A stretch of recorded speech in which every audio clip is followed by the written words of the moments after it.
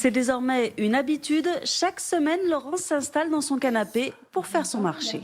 On va mettre un peu de potimarron, puis on peut prendre un peu de salade.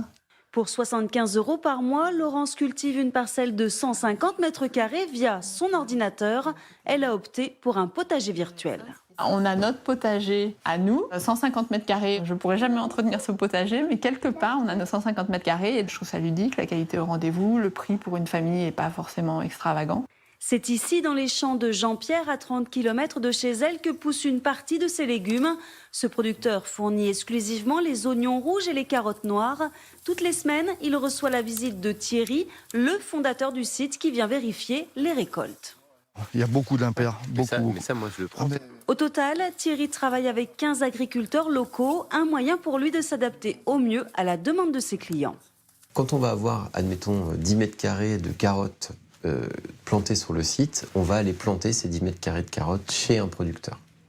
Donc en fait, ces 10 mètres carrés existent réellement. Donc ils sont vraiment réservés. Pour l'abonné, c'est simple, il choisit parmi les 50 variétés de fruits et légumes proposées, car contrairement au principe des AMAP, qui fournissent des paniers de légumes chaque semaine, c'est bien le client lui-même qui décide de ce qu'il veut planter dans son potager. Pas de mauvaise surprise donc.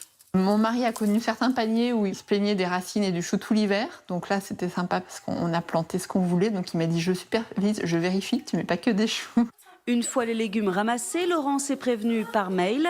Et cette semaine, la récolte a été bonne.